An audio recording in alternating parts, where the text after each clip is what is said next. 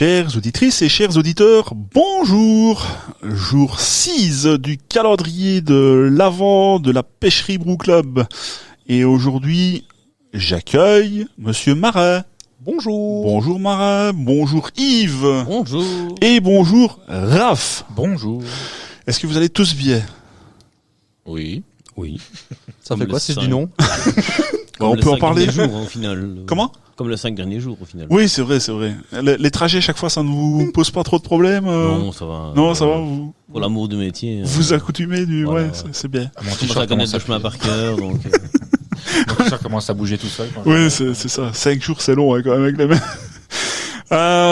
Messieurs, donc, jour 6, qu'est-ce que nous allons goûter aujourd'hui, mon cher Marin? Eh ben, ça va être une English Pale Ale, Ok. faite par Jean-Henri Delmotte, en Et de- partenariat avec d'autres pêcheurs, chez toi. Ah, dans des conditions un peu particulières, est-ce que tu peux expliquer comment ça a été brassé? Alors, c'était un brassage historique au feu de bois. Donc, on a chauffé directement avec un gros feu de bois juste en dessous d'une cuve, Ouais. Et ça a été filtré d'une manière un peu particulière aussi. avec un bâton de sorcière, dans une barrique qui a été éventrée. C'est très sympa.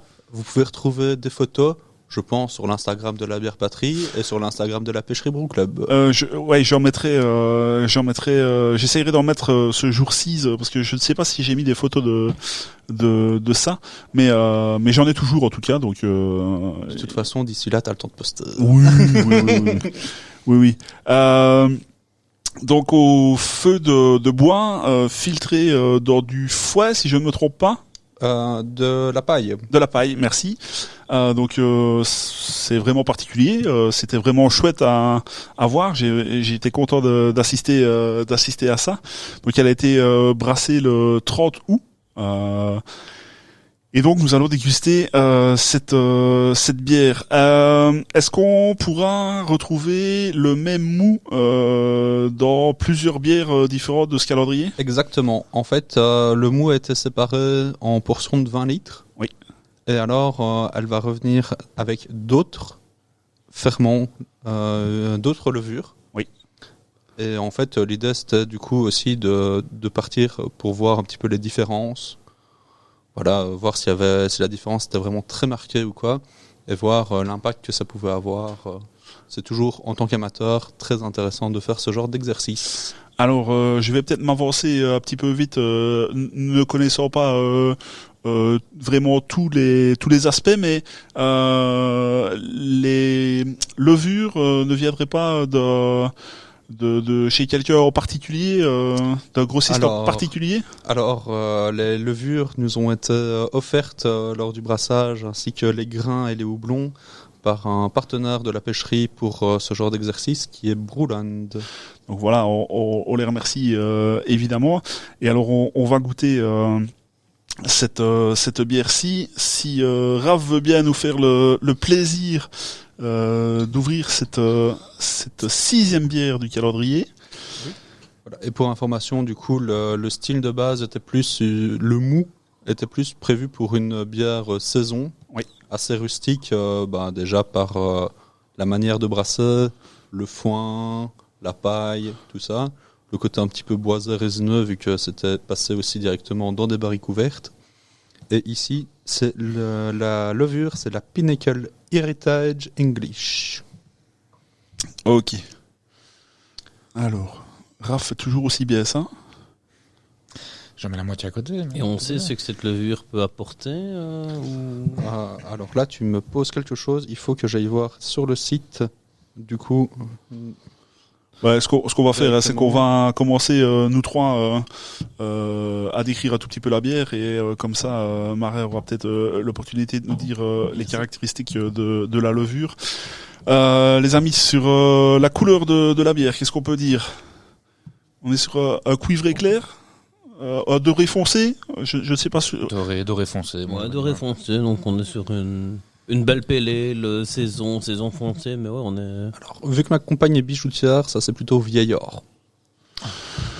Ouais, mais si tu viens avec tes références, faudrait qu'on ait. Alors, je sais pas si vous avez déjà lu Saveurs gastronomiques de la bière Je sais pas si vous Pas avez en entier. pas en entier. Même chose là aussi, il y a tout un panel de descriptifs pour décrire correctement la bière. Donc voilà, vieille or, on pourra le mettre en plus dans le descriptif. La mousse, j'ai failli renverser mon verre. La mousse, qu'est-ce qu'on peut dire dessus? Elle n'a pas tenu spécialement au service. Alors, c'est le 6e jour et je vais le dire seulement maintenant, mais il faut quand même bien dire qu'on sert dans des petits verres aussi de dégustation. On sert 4 verres hors de une bouteille de 33 centilitres. Donc le service n'est pas non plus optimal. Ouais, c'est ça. Donc voilà, il faut prendre tout en compte aussi. Hein. Alors au nez, messieurs, qu'est-ce qu'on peut dire?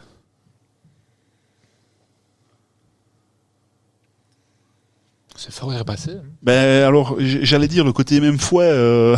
Alors je sais pas si je me fais une fausse idée justement avec cette filtration à la paille, mais j'ai ce côté herbacé fouet qui sort quand même pas mal, je trouve. Ouais, pareil. Mais...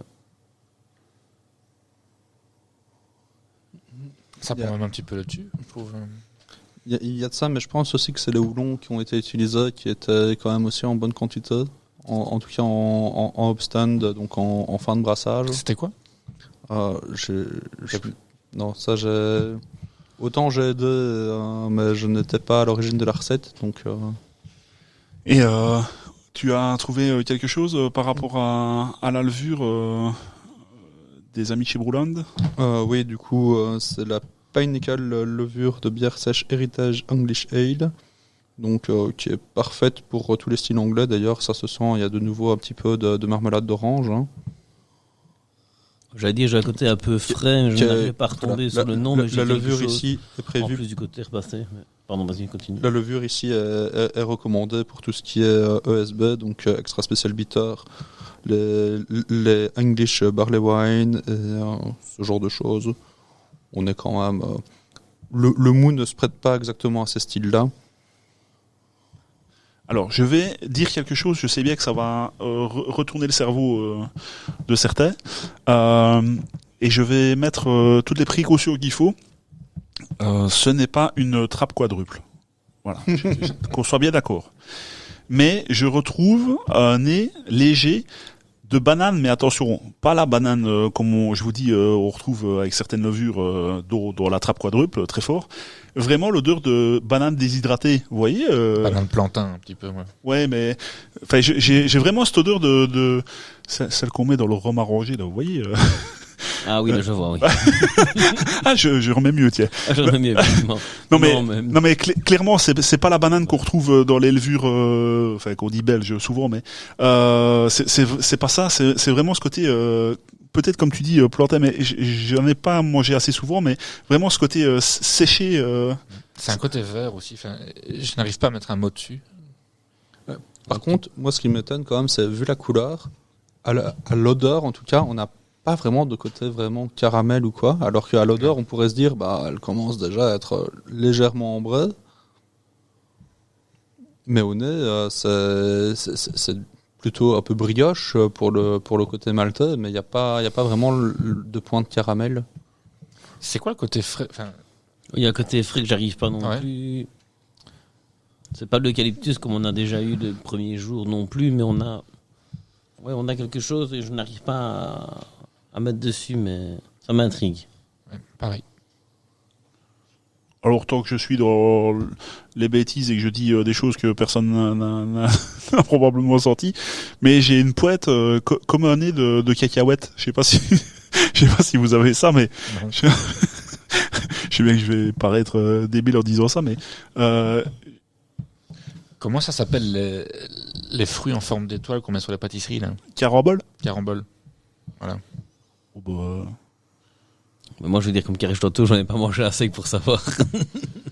non mais si je vois, mais je... Oui, mais Moi, j'ai quand même un petit côté résineux très léger.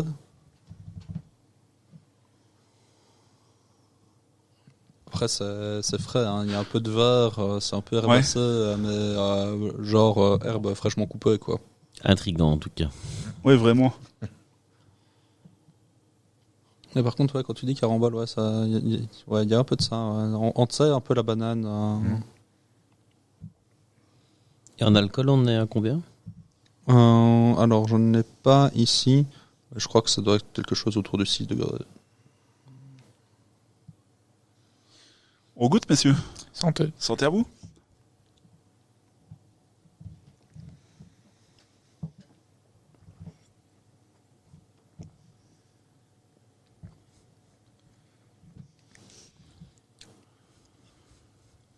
Alors, Côté foin, on l'a bien. Il y a une petite acidité, c'est donné par quoi ça? Ça, je ne sais pas si le mou était acide comme tous les mous de bière, mais je ne sais pas si c'est ça ou si c'est à la fermentation ou quoi. Il y a peut-être eu un petit quelque chose. C'est ça aussi un petit peu la joie du brassage de MAD, c'est que tu brasses en plein air, tu mets dans un fermenteur et puis tu ramènes chez toi. Attention que c'est pas désagréable, mais c'est un peu plus acide que les bières, que les bières non acides, je veux dire, qu'on a eu les autres jours, quoi. Voilà, c'est joli. Oui, c'est très bon aussi, mais je ne m'attendais pas à ça. En fait, vu le nez, je m'attendais à autre chose, donc j'ai été un peu surpris à la première gorgée. Mais c'est vrai que Et par contre, je trouve que au nez, je l'avais eu au premier nez, mais le côté marmelade était quand même, c'était vite atténué. Et là, en bouche, je ne l'ai pas spécialement. ouais, moi non plus. Moi, j'ai pas mal le foin, comme on disait tantôt. Ouais, mais ça, c'est vraiment présent. Il y a même un côté un peu résineux, herbaceux, qui vient peut-être d'avoir fait une partie dans une barrique. Attention que résineux, pas le côté résineux comme on entend d'une IPA qui est souvent résineux. Non. Côté houblon, quoi. Côté légèrement boiseux, Ouais, vraiment très légèrement, quoi. Ouais. alors c'est bizarre parce que vous allez très fort sur le fouet. Moi, je trouve, alors c'est un peu bizarre, mais j'ai un côté fruité, mais qui ne donne pas l'impression de s'exprimer. Je sais pas comment le dire, mais c'est pas un truc prédominant, mais j'ai quand même ce fond très légèrement fruité, mais j'arrive pas à... Côté banane, comme tu disais tantôt, moi je le retrouve Ah un ouais. peu. Ouais. Banane verte ou je reviens avec ça, mais carambole un peu comme ça. Et c'était un mou de saison, hein, t'as dit au début. C'est un mou qui était partagé, donc il y a eu des levures saison, le mou était partagé, je pense que la recette était plus prévue pour faire un genre saison, mais quand même pas trop marqué sur les grains crus, Non, pas c'est trop marqué pour que ce soit quand même, on va dire en changeant de levure, avoir d'autres signatures et que ce soit quand même un peu passe-partout. C'est ça, mais donc c'est ça que la longueur qui est fort coupée alors va bien avec le mou qui a été fait, quoi. Donc alors c'est normal d'avoir cette peu de longueur, on peut dire ça comme ça, mais qui n'est pas dérangeante du tout.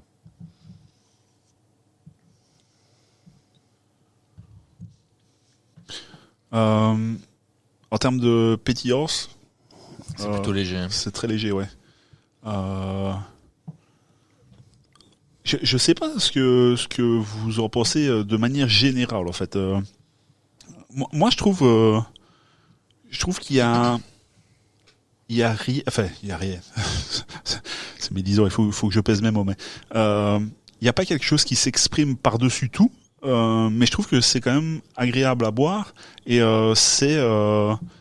c'est relativement équilibré. Il y a pas quelque chose qui... Bon, l'amertume, par exemple... Ouais, non, Oui, Il y en a pas. Vas-y, Marin. c'est ce que je disais, je pense que le mou, vu que c'était prévu que ce soit avec différentes levures, a été fait pour ne pas, on va dire, que le houblonnage ou les grains, la sélection, oriente vraiment déjà sur un style particulier.